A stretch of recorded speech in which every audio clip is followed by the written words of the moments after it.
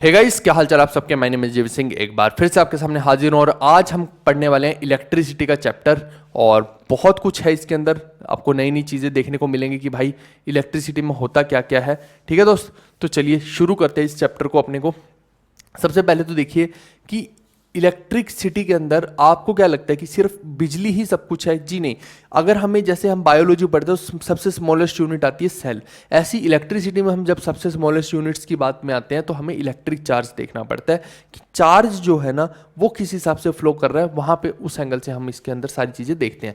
It is something that a body attains when it loses और gains the electrons. ये charge का मतलब सीधा सीधा ये है कि जब कोई भी बॉडी होती है ना, या तो वो कोई इलेक्ट्रॉन को गेन कर ले या फिर उसको लूज कर दे, तो ये सारा का सारा चार्ज का वही गेम होता है। आपने कई बार देखा भी होगा कि हम जैसे कोई भी सब्सटेंस है, ठीक है, मान लीजिए कोई भी सब्सटेंस है, ऊपर 2 पॉजिटिव लिख देते हैं, किसी के साथ ऊपर नेगेटिव, जैसे सपोज कीजिए है ना कि कोई एक्स सब्सटेंस है, ऊपर -1 लिख देते हैं कईयों के, है ना। तो ऐसे ये जो करते हैं, जैसे क्लोरीन है, क्लोरीन के ऊपर -1 लिख दिया, तो ये इसका मतलब सिंपल सिंपल सा ये रहता है, ये जो हम लिखते हैं ऊपर केमिस्ट्री में लिखते हैं ये सब चीज़ें हम, तो ये क्या है, एक तरह से पॉजिटिव नेगेटिव ऊपर चार्ज क्रिएट करने की कोशिश होती है। ये जब हम केमिस्ट्री में भी पढ़ेंगे तो वहाँ पे और ज़्यादा थोड़ा सा डीपली इस चीज़ों को देख लेंगे। लेकिन अभी आप समझिए कि कोई भी इलेक्ट्रॉन जो होता है ना, या तो वो लूज हो जाए या इलेक्ट्रॉन गेन हो जाए, उसी को क्या बोलते हैं, हम चार्ज बोलते हैं। जब एक इलेक्ट्रॉन आपका लूज हो गया तो क्या हुआ, आपके पास क्या हो गया, एक पॉजिटिव चार्ज जनरेट हो गया, क्योंकि आपका नेगेटिव चार्ज चला गया इलेक्ट्रॉन। लेकिन अगर आपकी बॉडी के अंदर एक इलेक्ट्रॉन गेन हो गया तो आप क्या बोलेंगे कि यहाँ पे एक इलेक्ट्रॉन गेन हो गया, तो वो नेगेटिव चार्ज से डिपिक्ट होना शुरू हो जाएगा। बस इस तरह से आपको समझना है। द पॉजिटिव एंड नेगेटिव जो लेबल्स है ना, ये बेंजामिन फ्रैंकलिन ने एक्चुअली में पतंग पे एक चाबी सी छोटी सी लटका के इसने वो किया था, एक एक्सपेरिमेंट वगैरह किया था कि ऊपर आकाश की बिजली वगैरह का, ठीक है। तो वो सब चीज़ें हैं ना कि वो बिजली फिर फर्दर जो है वो कहाँ जाती है, तो वो सब हम देखेंगे इसके अंदर। तो ये एक एक्सपेरिमेंट था जिसके बिहाफ पे इसने क्या किया था, 2 तरह आर्बिट्रेरी नाम दे दिया था 2 चार्जेस को, एक पॉजिटिव बोल दिया था और दूसरे को नेगेटिव बोल दिया था। किसने बोला था? बेंजामिन फ्रैंकलिन ने, ठीक है। और इसने यही बताया था कि ये जो होता है ना, सिमिलर जो चार्जेस रहते हैं, यहाँ देखिए अगर 2 चार्जेस सिमिलर हैं, ये बिल्कुल मैग्नेट की तरह ही है। जब मैग्नेट पढ़ेंगे तो वहाँ भी हमें यही चीज़ें देखने को मिलेंगी कि नॉर्थ नॉर्थ पोल है तो एक दूसरे को रिपेल करेंगे, साउथ साउथ पोल है तो एक दूसरे को रिपेल करेंगे। यहाँ भी यही है, अगर पॉजिटिव पॉजिटिव चार्ज को पास में रख दिया जाए तो एक दूसरे से दूर जाएंगे, लेकिन एक तरफ नेगेटिव नेगेटिव को रखा जाए तो वो भी दूर जाएंगे, क्योंकि सेम चार्ज आपने रखे हैं। लेकिन एक तरफ पॉजिटिव रख दें, एक तरफ नेगेटिव रख दें, तो वो दोनों एक दूसरे को अट्रैक्ट कर लेंगे। ये वही है कि ये बॉय है, मान लो ये गर्ल है, तो एक दूसरे को अट्रैक्ट कर लिया, लेकिन बॉय बॉय है तो हट पक पक वो वाली सिचुएशन हो जाएगी यहाँ पे, ठीक है दोस्त। गर्ल गर्ल है तो एक दूसरे को भगा दिया, बॉय बॉय है तो एक दूसरे को भगा दिया, और निकलो यहाँ से, ऐसे वाला सीन है ये, ठीक है दोस्त।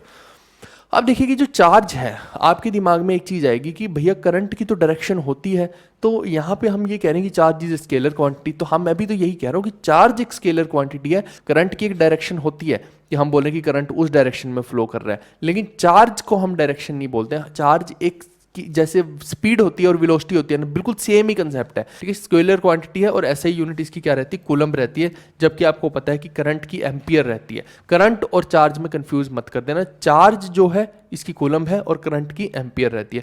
Electricity is associated with the charge, सबसे बेसिक यूनिट इसकी चार्ज ही है। जो प्रोटॉन और न्यूट्रॉन, प्रोटॉन और इलेक्ट्रॉन की मैं बात करता हूँ, इसके अंदर देखिए सेम चार्ज होता है, लेकिन जो प्रोटॉन होता है उसमें पॉजिटिव चार्ज रहता है और इलेक्ट्रॉन में नेगेटिव चार्ज रहता है, लेकिन रहता कितना है, 1.6 × 10⁻⁻19 कूलम्ब। ये जो डायरेक्शन है ना ऊपर की, इसका मतलब 10⁻⁻19। तो ये जो आपका चार्ज रहता है ये इतना रहता है, 1.6 × 10⁻⁻19 कूलम्ब। ये इंपॉर्टेंट है, इसको याद कर लीजिए। अगर इलेक्ट्रॉन में पूछेगा तो यहाँ नेगेटिव साइन लग जाएगा, अगर प्रोटॉन में पूछेगा तो यहाँ पे पॉजिटिव साइन लग जाएगा, ठीक है दोस्त। तो न्यूट्रॉन में नहीं पूछेगा, उसमें नहीं होता है, ठीक है, वो न्यूट्रल रहता है। आगे अब कंडक्टर की मैं बात करता हूँ। देखिए 2 तरह के सब्सटेंसेस होते हैं यूजुअली, अगर आप इलेक्ट्रिसिटी के बेसिस पे देखेंगे। एक तो हो गया जो अपने अंदर से इलेक्ट्रिसिटी को पास होने दें, और एक हो गया जो रोक दे कि भैया तुम यहाँ से पास नहीं हो सकती। जैसे ये वैसा ही है ना कि पुलिस नाका लगा हुआ है और पुलिस आगे खड़ी है, वो बोलेगी कि तुम यहाँ से नहीं जा सकते इस गली से, पुलिस ने रोक दिया है ना कि निकलो यहाँ से वापस। और एक हो गया कि पुलिस कह रही कि चलो जाओ भाई, तुम भी जाओ भाई, एक वैसा सा हो गया। तो ये जो है कंडक्टर का काम क्या है बेसिकली, कि जितना भी आपका इलेक्ट्रिकल चार्ज है ना उसको अपने थ्रू ये फ्लो होने देते हैं, ये बिल्कुल भी उसको रेजिस्ट नहीं करते हैं। जैसे सिल्वर हो गया, आयरन हो गया, कॉपर हो गया, आप देखिए ना कि अगर कहीं पे करंट फ्लो कर रहा है, आप वहाँ पे आयरन का यूं पीस लगाइए तो वहाँ से तुम्हारी बॉडी में ना आ जाए और तुम्हारे छक्के ना छूट जाए, ठीक है ना। तो वो क्या है, ये मेटल्स जो है ना यूजुअली ये जो होते हैं ये करंट को फ्लो करने देते हैं। जबकि आप देखिए कि ह्यूमन बॉडी और अर्थ जो होते हैं ना ये एक्ट लाइक ही कंडक्टर करते हैं। जैसे कि आपकी बॉडी है, बॉडी के अंदर भी क्या हीमोग्लोबिन है, आप देखिए ना, तो आयरन हो गया आपकी बॉडी के अंदर भी, तो आपकी बॉडी भी क्या है, एक तरह की कंडक्टरी है। जो अर्थ है वो भी एक तरह की कंडक्टरी है। हम देखेंगे कि आगे चल के देखेंगे कि जो करंट फ्लो करता है ना वो अर्थ के अंदर फ्लो कर जाता है। ये हम जब अर्थिंग करते हैं अपने घर के अंदर तो वहाँ भी ये कंसेप्ट यूज होगा, हम आगे चल के इसके अंदर पूरा देखते हैं। Silver is the best conductor. अगर बेस्ट कंडक्टर देखना हो इलेक्ट्रिसिटी का, मैं हीट का नहीं बोल रहा हूँ, मैं इलेक्ट्रिसिटी का बोल रहा हूँ, तो सिल्वर जो है सबसे बेहतरीन कंडक्टर माना जाता है इलेक्ट्रिसिटी का। तो यहाँ पे देखिए कि इलेक्ट्रिक कंडक्टर्स में जैसे गोल्ड, कॉपर, ब्रास, सी वाटर और सिल्वर, पानी के अंदर भी देखिए कि करंट फ्लो कर जाता है। तो इंसुलेटर कौन से होते हैं, इंसुलेटर होते हैं जो रोक देते हैं कि भैया हम अपने बीच में से तुम्हें फ्लो नहीं करने देंगे, करंट को ये अपने बीच में से फ्लो नहीं करने देते।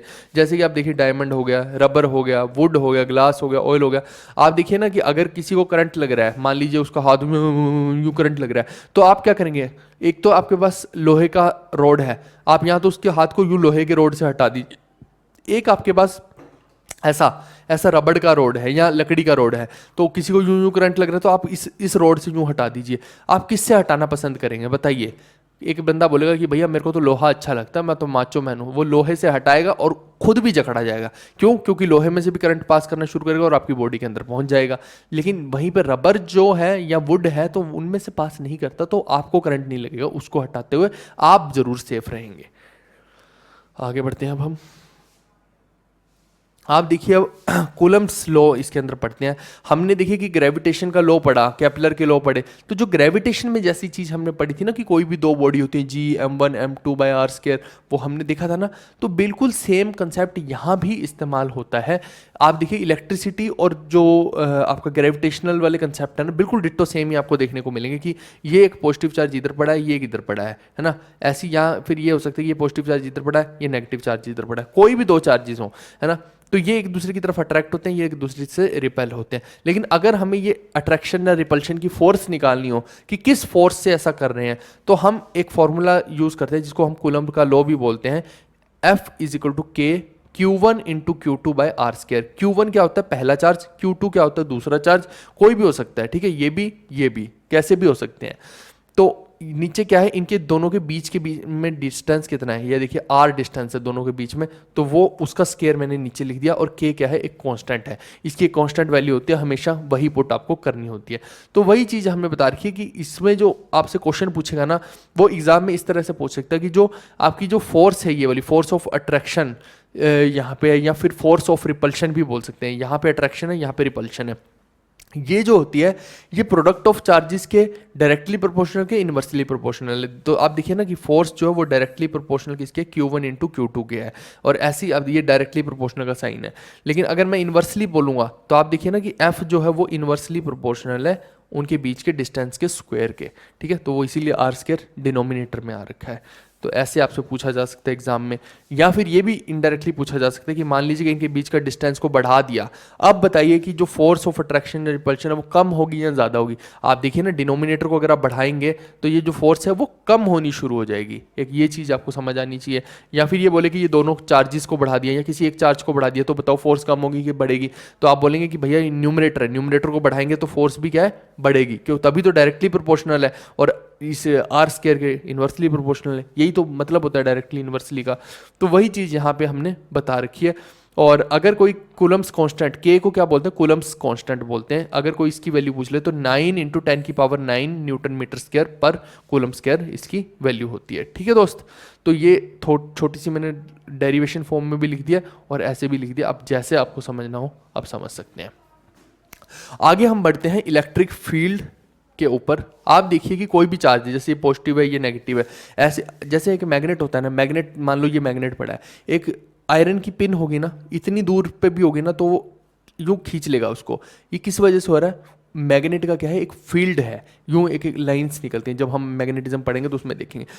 ऐसे ही आप ये मत समझना कि बिजली की तार में से बिजली यूं गुजर रही है, ये दे दनादन दे दनादन, और आप यूं सोचे कि मैं बिल्कुल बहुत तेजी से यूं करंट जा रहा है हाई वोल्टेज का, और आप सोचे कि मैं बिल्कुल पास से यूं यहाँ खड़ा हो जाता हूं तो मेरे को कोई फर्क नहीं पड़ेगा, खींच लेगा वो तुम्हें।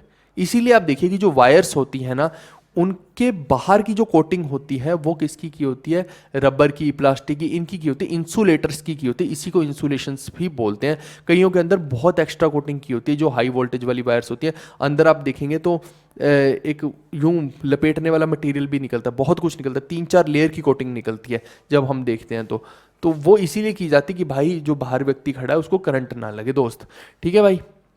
तो ये जो इसके आसपास का एरिया है, चाहे वो नेगेटिव है चाहे पॉजिटिव है, इसी को क्या बोलते हैं, इलेक्ट्रिक फील्ड बोलते हैं। हमेशा बोला जाता है कि पॉजिटिव चार्ज से यूं बाहर निकलेगा इलेक्ट्रिक फील्ड, और नेगेटिव चार्ज के अंदर यूं समा जाएगा। अब वैसे भी समझना, ब्लैक होल हो गया या कुछ भी नेगेटिव चीज हो, तो वो क्या है, अपने अंदर समा रही है हर चीज को। जो पॉजिटिव चीज है वो क्या कर रही है, अपनी पॉजिटिविटी को जो स्प्रेड कर रही है, आप ऐसे समझ सकते हैं, उससे आपको याद रहेगा।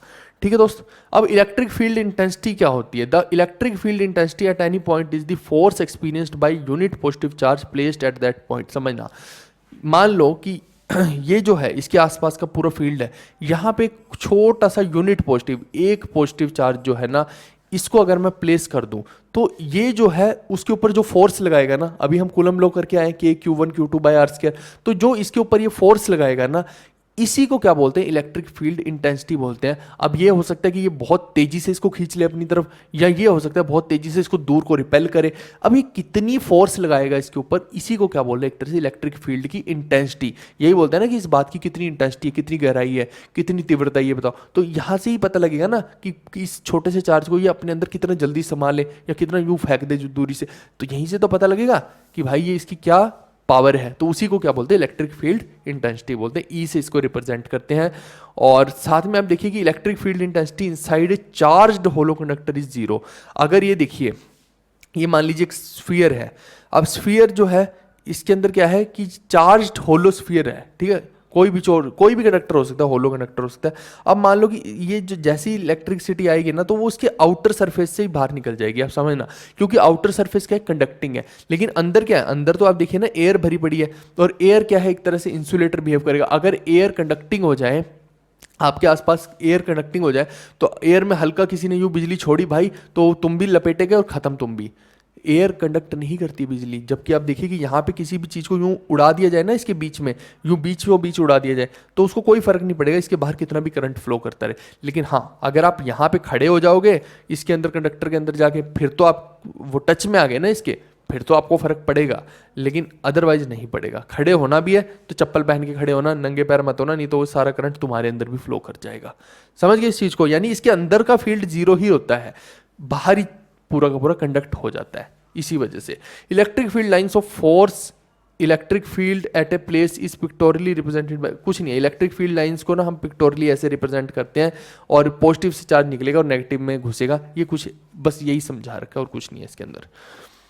अब देखिए इलेक्ट्रिक पोटेंशियल क्या होता है। अभी तक हमने चार्ज की बात की, अब हम पोटेंशियल की बात करते हैं। Electric potential at any point of the electric field can be measured by the amount of work done in bringing a unit positive charge from infinity to that point. कोई एक यूनिट चार्ज था, ये infinity पे पड़ा हुआ था भाई, इसको उठा के यहाँ इसके फील्ड में, ये जो एक चार्ज है ना, इसके फील्ड में रखना हो अगर, तो कितना काम हमें करना पड़ जाएगा, इसको कितना काम करना पड़ेगा, उसी को क्या बोलते हैं, इलेक्ट्रिक पोटेंशियल बोलते हैं। क्योंकि आप देखिए ना कि ये तो बहुत दूर कहीं पड़ा है, इसको उठा के इसके फील्ड में रखना है, और इसका खुद का एक फील्ड है यूं फैला हुआ, तो आप इसको यहाँ तो ये अट्रैक्ट करेगा या रिपेल करेगा। समझ रहे हैं इस चीज़ को? तो वो जो इसको काम हमें करना पड़ेगा, अगर अट्रैक्ट कर रहा है तो भी हमें उधर से लेके यहाँ तक कुछ रखना पड़ेगा, अगर इसको रिपेल कर रहा है तो भी वहाँ से उठा के यहाँ रखने में हमें मेहनत लगेगी, क्योंकि ये उसको यूँ फेंकेगा, आप यूँ रख रहे हो, तो ये मेहनत कर रहे हो ना, आप काम कर रहे हो ना, इसी को क्या बोलते हैं, इलेक्ट्रिक पोटेंशियल बोलते हैं। इसको दूर से यहाँ पे इसके फील्ड के अंदर रखने को ही एक तरह से इलेक्ट्रिक पोटेंशियल बोलेंगे। इसी की यूनिट क्या होती है, वोल्ट होती है। और आप देखिए इसमें कोई डायरेक्शन का लेना देना नहीं, इसलिए ये भी क्या है, स्केलर क्वांटिटी है। The electric potential inside spherical surface is same at each point and is equal to the potential on the surface. अब आप देखिए कोई भी स्फीयर है, मान लीजिए आपके पास ये एक स्फीयर है, ऐसा करके मान लो, ठीक है। अब इसके सरफेस पे जो इलेक्ट्रिक पोटेंशियल रहेगा ना, वही आप अंदर भी घुस जाएंगे ना, यहाँ से अंदर यहाँ भी घुसेंगे, इधर घुसें, इधर जाएं, इधर सरफेस पे जाएं, या अंदर की तरफ यहाँ चले जाएं, यहाँ चले जाएं, यहाँ भी सब जगह पे वी ही रहेगा। ये यही बता रहा है कि electric potential inside a spherical surface, ये होलो नहीं है, ये सॉलिड सरफेस है, स्फेरिकल सरफेस। होलो के अंदर तो कुछ होता ही नहीं है ना भाई, होलो के अंदर तो एयर है। यहाँ पे मैं बात कर रहा हूँ कि ये सॉलिड स्फीयर जो है ना, इसके अंदर जो पोटेंशियल है वो सेम रहेगा ऑन द सरफेस और इनसाइड, ठीक है। The electric potential on earth is consider to be zero. Earth के अंदर जो इलेक्ट्रिक पोटेंशियल होता है उसको हम जीरो कंसीडर करते हैं।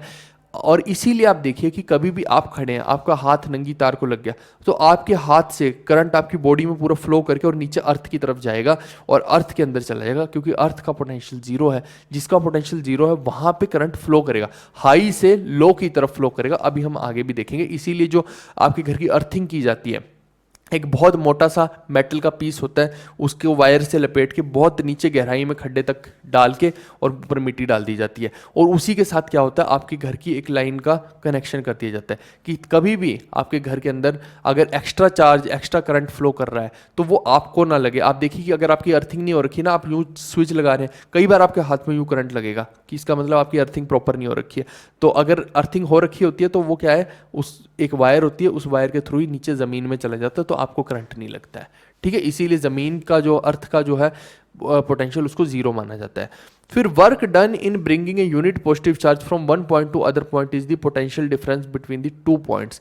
एक पॉइंट से, कोई भी इस पॉइंट से मान लो इस चार्ज को यहाँ पे इस पॉइंट पे लेके आना है, तो ये इसके लिए जो काम हमें करना पड़ेगा, वर्क डन करना पड़ेगा, उसी को क्या बोलते हैं, पोटेंशियल डिफरेंस बोलते हैं। बस सिंपल सी बात है।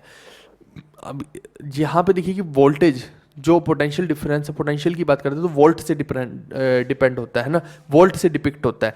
तो अगर ये पोटेंशियल डिफरेंस है, तो डिफरेंस किसी भी चीज़ का होता है ना, तो हम डेल्टा लिख देते हैं, यू डेल्टा, और साथ में वोल्ट है तो वी लिख दो। मतलब डेल्टा का सीधा सा मतलब है कि फाइनल माइनस इनिशियल, ठीक है। दो चीज़ों के डिफरेंस को हम डेल्टा लिख देते हैं। आई होप ये चीज़ आपको समझ आई होगी। The work done in moving A charge on equipotential surface is zero because potential remains same throughout the surface। आप देखिए कि कोई भी दो डायरेक्शन यहाँ पकड़िए, आप ए पॉइंट पकड़ो, ये पी पॉइंट पकड़ो। अगर मान लो यहाँ पे 5 वोल्ट है और मैं बोलूँ कि यहाँ भी 5 वोल्ट है, तो क्या इसके अंदर करंट फ्लो करेगा कि नहीं करेगा? तो आप बोलेंगे यहाँ पे जीरो करंट फ्लो करेगा। करंट फ्लो कर ही नहीं सकता, क्योंकि ये जो पोटेंशियल है इधर और इधर ना, ये बराबर नहीं होना चाहिए। अब मैंने अभी आपको एग्जांपल दिया कि आपने एक करंट को टच किया, वहाँ पे हाई वोल्टेज का करंट था, आपने यूँ टच किया, आपकी बॉडी से पास करके नीचे ज़मीन में चला गया। ज़मीन का हम बोल रहे हैं जीरो वोल्टेज होता है। तो वहाँ पर क्या होता है कि मान लीजिए कि 10 वोल्ट को आपने हाथ लगा लिया, तो यहाँ ज़मीन में आपने भेज दिया, ज़मीन में जीरो वोल्टेज है, तो ऐसे फ्लो कर जाएगा, ज़मीन में चला जाएगा। लेकिन आप देखिए कि वहीं पे अगर सेम करेंगे तो फ्लो नहीं करेगा। आप कभी भी देखना, खंभों के ऊपर पक्षी बैठे होते हैं, इन पक्षियों को कभी भी करंट नहीं लगता। ये नंगी तार पे भी बैठ जाएंगे तब भी करंट नहीं लगेगा। क्यों नहीं लगेगा? वोल्टेज सेम होने की वजह से। अगर इसी पक्षी का कॉन्टैक्ट, मैं बोल रहा हूँ कि आप इसकी जगह पे आप खड़े हैं, मान लो आप नीचे ज़मीन पे खड़े हैं, आपने यूँ हाथ से ये नंगी तार पकड़ ली। अब क्या हुआ, आप तो ज़मीन पे खड़े हैं, तो ज़मीन का वोल्टेज जीरो है, तो यहाँ से हाई वोल्टेज से जीरो इस तरफ बहने लग जाएगा, तो वो आपकी बॉडी से पास कर जाएगा। इसीलिए पक्षी को तो कुछ नहीं हो रहा, वो तो इसके और इसके बीच में बैठा है, तो ये सेम पोटेंशियल है एक तरह से। लेकिन यहाँ पर समस्या हो जाएगी, आपके साथ समस्या हो जाएगी फिर दोस्त, ठीक है। तो ये जो है कुछ इलेक्ट्रिकल पोटेंशियल के बारे में पॉइंट्स थे। अब हम करते हैं इलेक्ट्रिकल कैपेसिटर के बारे में। ये देखिए कि when a conductor is given a charge, its potential rises in proportion to the charge given. The constant of proportionality is called capacitance. जितना आप उसको चार्ज देते रहेंगे उतना ही उसके अंदर का पोटेंशियल जो है वो राइज कर जाता है। ये एक तरह से क्या है कि इसके अंदर एक तरह से ये समझ लीजिए कि इलेक्ट्रिकल एनर्जी स्टोर करके हमने इसको लगा दिया। बहुत सारी डिवाइसेस में भी लगता है ये, कई बार पंखों में, मोटरों में भी यूज होता है। तो इसकी जो यूनिट्स, इसका जो फॉर्मूला है ना, आप समझिए कि CV करिकुलम विटाए आपने देखा होगा, जिसको रिज्यूमे भी बोल देते हैं, उससे हमें याद रखना है। Q इज इक्वल टू क्या होता है, CV होता है, बस ऐसे याद रखना है। तो यहाँ पे देखिए जो C है वही कैपेसिटेंस है, तो C को आप क्या लिख सकते हैं, Q/V लिख सकते हैं। V वोल्टेज हो गया, Q जो है आपका चार्ज हो गया, ठीक है दोस्त। अब इट्स ऐसे यूनिट इज फैरेड। मैंने क्या बोला कि C क्या है, एक तरह से इसको क्या कैसे बोल सकते हैं, फैरेड को डिपिक्ट करना होना अगर एग्जैक्टली, तो ये Q जो है मैंने बोला चार्ज है, ये C कैपेसिटेंस है, ये चार्ज है, समझना। तो जो चार्ज होता है, चार्ज की यूनिट होती है कूलम्ब। तो आप गलती से भी सी को कूलम्ब मत बोल देना यहाँ, क्योंकि चार्ज को डिपिक्ट करते हैं क्यू से, और इसी की यूनिट क्या होती है, कूलम्ब होती है। तो ये जो कूलम्ब है, यहाँ पे ऊपर क्या हो गया, कूलम्ब हो गया, और नीचे क्या वोल्टेज है, तो पोटेंशियल की यूनिट क्या होती है, वोल्ट होती है, तो आपने नीचे लिख दिया वोल्ट। तो एक तरह से क्या है कि कूलम्ब अपॉन वोल्ट जो है ना, इसको क्या हम बोल देते हैं, फेरेड बोल देते हैं। तो यानी कि इलेक्ट्रिकल कैपेसिटर की यूनिट क्या होगी, फेरेड होगी। मैं बहुत अच्छे से आपको यूनिट्स भी बताता जा रहा हूँ, यूनिट्स तो हर जगह पे चार्ट जाओ, यूनिट भाई नेक्स्ट लेवल है, ये तो आएंगी ही आएंगी पेपर में।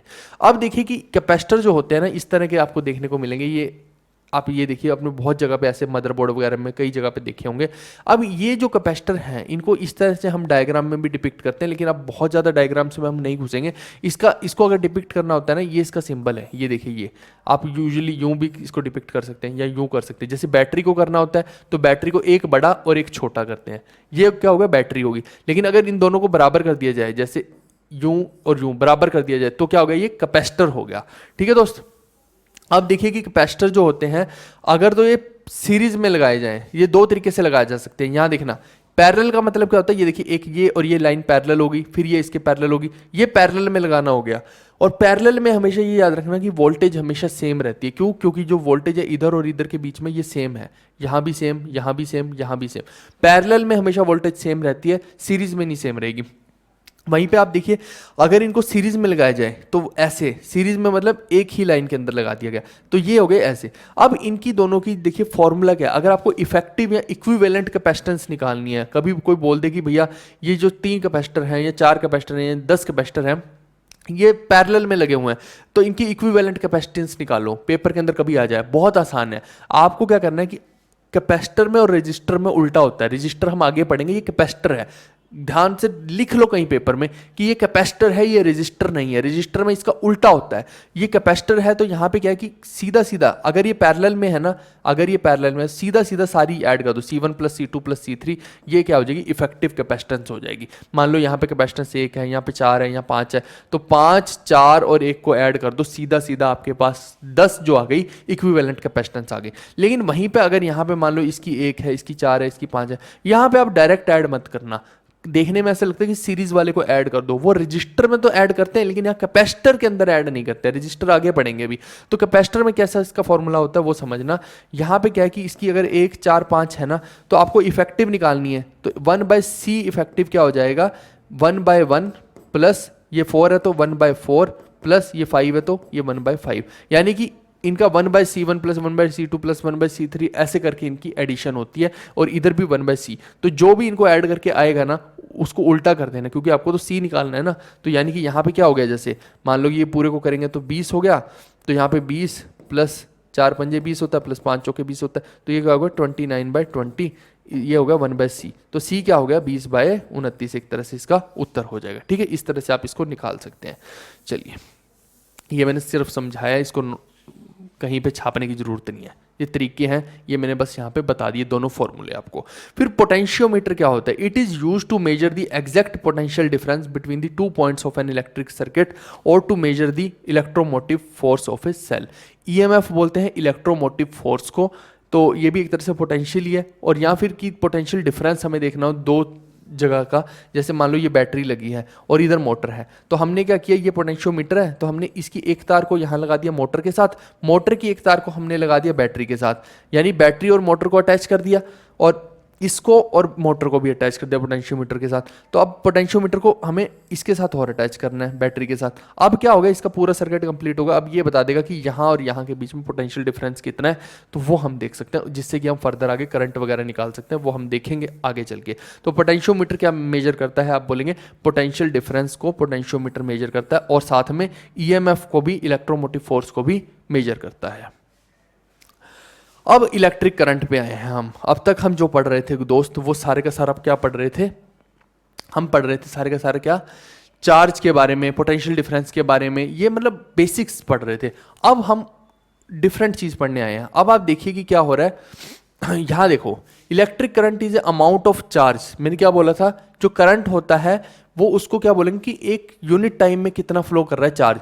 It is the amount of charge that flow per second through a cross section of conductor. समझना, चार्ज तो खुद ही फ्लो कर रहा है, लेकिन एक सेकेंड में उस कंडक्टर में कितना चार्ज फ्लो कर रहा है उसको हम बोलते हैं करंट। एक तरह से समझ गए कि ये हमने साथ में ये भी दे दिया कि कितने समय में वो फ्लो कर रहा है और किस डायरेक्शन में, ये भी हो गया। तो करंट इज ए, देखो यहाँ भी क्या है कि अब यहाँ भी एक समस्या है, लेकिन करंट भी यहाँ पे एक समस्या है कि ये एक तरह से दिखने में वेक्टर क्वांटिटी है। अब मैं आपको एक और कंसेप्ट इसके अंदर बताता हूँ। मैंने उस टाइम पे अभी थोड़ी देर पहले चार्ज और करंट जब एक्सप्लेन किया तो मैंने वहाँ बोला कि वेक्टर क्वांटिटी है। वो वेक्टर क्वांटिटी क्यों मैंने बोला, उसका कारण है एक, आप देखना कि जहाँ पे जब हम बोलते हैं ना कि करंट फ्लो कर रहा है तो हम बोलते हैं इस डायरेक्शन में, ये देखो इसमें भी डायरेक्शन दिखा रखी है, लेकिन समस्या हमारे साथ ये है कि ये जो डायरेक्शन है ना, ये हमें एग्जैक्ट नहीं पता कि सच में क्या ऐसी डायरेक्शन नाम की कोई चीज़ होती भी है कि नहीं होती है। वो आप वैसे भी समझिए कि ये जो है यहाँ पे कुछ भी हमें दिखाई नहीं देता है। इसके अलावा देखिए एक और चीज़ होती है, जब हम वेक्टर क्वांटिटी पढ़ते थे तो अब याद होगा आपको कि मैं बोलता था ये वेलोसिटी अगर इस डायरेक्शन में जा रही है तो इसको मैं अगर एक एंगल पे हो गई, ये थीटा पे हो गई, तो मैं इस तरफ क्या लिख देता था, वी कोस थीटा, इस तरफ क्या लिख देता वी साइन थीटा।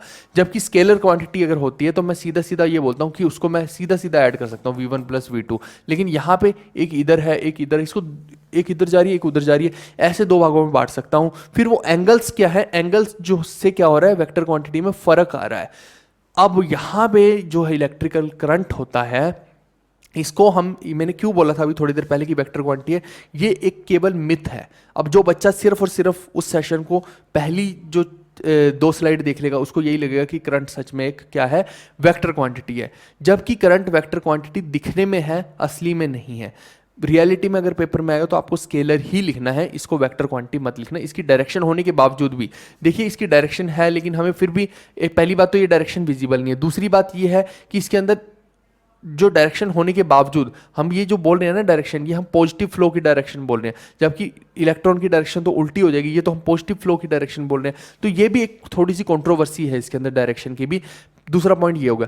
तीसरा पॉइंट क्या होगा कि जब हम दो करंट हैं, मान लो एक करंट यहाँ पे बह रहा है एक यहाँ पे बह रहा है, अगर मुझे उनको ऐड करना है तो मैं उसके अंदर ये डायरेक्शन वाला कंसेप्ट नहीं लगा सकता हूँ। मैं ये नहीं बोल सकता कि एक करंट अगर ऐसे आई जा रहा है तो उसको मैं इधर आई कोस थीटा लिख दूँ इधर आई साइन थीटा, ऐसे नहीं करते हैं हम इसके अंदर। ये तो वेक्टर वाले खेल हो गया। इसके अंदर सीधा सीधा करेंगे अगर करना है कि i1 प्लस i2 करना है या जो भी तरीका लगाना है 1/i1 प्लस 1/i2 वाला, वो सब अलग तरीके हैं। लेकिन ये जो है ये डायरेक्शन का फर्क नहीं पड़ेगा। अगर कोई इस डायरेक्शन में करंट जा रहा है तो अगर उसको मैं डायरेक्शन को उठा के ऐसा कर दूं तो वो करंट इस डायरेक्शन में भी उतने ही हिसाब से जाएगा। ये नहीं है कि वो फर्क आ जाएगा, या उसको यूं कर दूं तो वो वहां भी सेम ही वेलोसिटी से जा रहा है। इसका मतलब है कि ये जो फॉलो कर रहा है ये स्केलर अलजेब्रा को फॉलो कर रहा है। जब कैलकुलेशन करते हैं हम तो स्केलर क्वांटिटी के तौर पे इसको ट्रीट किया जाता है डायरेक्शन होने के बावजूद भी। तो ये बहुत इंपॉर्टेंट एक पॉइंट है कि करंट जो है वो स्केलर क्वांटिटी है। ये पेपर में आ सकता है, क्यों? क्योंकि ये बच्चे के अंदर भ्रम पैदा कर रहा है कि करंट की डायरेक्शन होती है, इस वजह से बच्चा उसको वेक्टर मार्क कर देगा, लेकिन ये स्केलर क्वांटिटी है। उसका कारण मैंने बता दिया। अब ओम्स का लॉ क्या बोलता है? It states that the physical condition temperature mechanical strain etcetera remaining unchange. अगर ये जो फिजिकल कंडीशन है इनको बिना चेंज किए हम क्या करते हैं, करंट को फ्लो करवाते हैं थ्रू ए कंडक्टर, वो क्या होता है डायरेक्टली प्रोपोर्शनल होता है पोटेंशियल डिफरेंस के अक्रॉस इट्स टू एंड्स। इसको V equal to I R से डिपिक्ट करते हैं। आप देखिए कि बैटरी को सिंबल क्या होता है, ये बड़ा ये छोटा, ये बड़ा ये छोटा, ये बैटरी होगी। अब अगर मैं इस सर्किट से, देखिए पॉजिटिव से इस तरफ फ्लो करता है, यहाँ पे एक रजिस्टर लगा होता है जो इस करंट को रोकेगा। अब ये आगे पढ़ेंगे हम रजिस्टर क्या होता है, फिर आगे निकल के चार्ज यहाँ पे इस तरह से आ जाएगा। अब ये जो चीज़ है ये इसको अगर मेरे को डिपिक्ट करना हो एक इक्वेशन के अंदर, ये वोल्टेज V है, करंट I फ्लो किया, ये रजिस्टर R है, तो मैं क्या बोलता हूँ इसको, मैं लिखता हूँ V is equal to I R. वही ये चीज़ बोल रहा है कि अगर ये जो फिजिकल कंडीशंस को चेंज ना किया जाए तो यहाँ पे क्या हो रहा है, जो करंट फ्लो कर रहा है ना I flowing through a conductor is always directly proportional to the potential difference। ये जो I है ये directly proportional to V है। तो आप देखिए ना ये तो सीधा सीधा प्रोपोर्शनल है। अगर वोल्टेज बढ़ेगी तो करंट भी बढ़ेगा, अगर करंट बढ़ रहा है तो सीधा सीधा डिपिक्ट हो रहा है कि वोल्टेज बढ़ी हुई है इसीलिए, है ना। तो ये कुछ ऐसा ही है। आगे बढ़ते हैं। अब इसी को घुमा फिरा के आपको रेजिस्टेंस लिखना हो तो R is a constant called resistance of A circuit. ठीक है, तो ये एक तरह से क्या है कि अभी हम जब आगे देखेंगे ना डी बॉटल नेकिंग कर रहा है कि करंट को फ्लो करने से एक तरह से रोक रहा है। अगर मान लो कि यहाँ पे 10 का करंट फ्लो कर रहा है तो रजिस्टर अगर यहाँ पे क्या करेगा, ये अपना दम लगाएगा उल्टी डायरेक्शन में, तो ये इधर 10 आ रहा है तो ये उस उल्टी डायरेक्शन में मान लो 2 की फोर्स लगा के उसको रोकेगा, तो यहाँ से 8 ही निकल पाएगा। ऐसा समझिए इस चीज़ को। कुछ आपने देखा होगा ना घर में, जैसे एग्जाम्पल के तौर पे थोड़ा समझाता हूँ, पंखा होता है, पंखे की स्पीड को मान लीजिए कि अगर आपकी अभी 5 पे स्पीड चल रही है, फुल स्पीड चल रही है, तो आप क्या कीजिए, आपने क्या किया, एक तरह से वहाँ पे रजिस्टर्स जो है ना बिल्कुल लोवेस्ट क्वांटिटी वाला रजिस्टर लगा दिया। लेकिन आप मान लीजिए कि सपोज कीजिए पंखे में 5 रजिस्टर लगे हैं, ये सबसे छोटा रजिस्टर है, अगर आपने इस पे आपका पंखा चला रखा है, अपना सर्किट जो है पूरा का पूरा इस रजिस्टर पे चला रखा है, तब तो आपका पंखा फुल तेज चल रहा है। लेकिन अगर आपने ये जो सबसे हाई रेजिस्टेंस है इसके ऊपर अगर अपना पंखा चला दिया, जो सर्किट है, जब आप वो टक करके गोल घुमाते हैं तो आप क्या कर रहे हैं, एक तरह से सर्किट को चेंज कर रहे हैं। तो वो सर्किट को जैसे चेंज किया आपने, मान लो कि हाई रजिस्टर वाला सर्किट आ गया, अब क्या होगा, आपका जो फ्लो है ये रजिस्टर बहुत हाई हो गया, इधर से 10 की स्पीड से करंट भी आएगा ना, तो इधर अगर एक ही जा रहा है तो इसका मतलब आपका पंखा एक स्पीड पे चल रहा है। समझ पाए कि ये भी एक तरीके से आपको मैं जस्ट एग्जांपल के तौर पे चीज़ें समझा रहा हूँ। मेरा समझाने का तरीका हमेशा ऐसा रहता है कि एक लेमन लैंग्वेज में समझाऊं कि बच्चे को कुछ भी नहीं पता ना, तब भी उसको चीज़ें समझ में आ जाए। और ऐसा ही यूनिट रेजिस्टेंस की अगर देखी जाए, जो आर रेजिस्टेंस है, तो इसकी ऐसे यूनिट होते हैं ओम, जिसको कि हम इस तरह से डिपिक्ट करते हैं, आप भी लिख सकते हैं, ठीक है, लड़की के बाल बना देना, यही हो गया, ठीक है। तो ऐसा सा है, कुछ नहीं है। अब देखते हैं हम रेजिस्टेंस के बारे में थोड़ा सा डिटेल में। आप देखिए यहाँ पे, जैसे आप देखो कि ये रजिस्टर है, जब इसके अंदर करंट फ्लो करता है, ऐसे फ्लो करता है, तो यहाँ पे क्या है कि ये इसको रोकता है। अब ये रोकने का तरीका क्या है यहाँ पे समझना।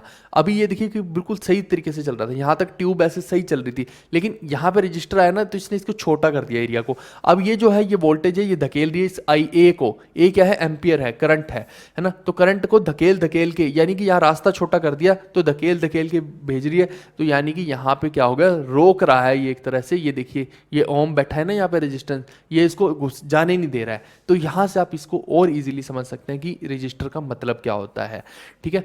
Material that opposes the electric current though it is known as through it is known as electrical resistance, ठीक है।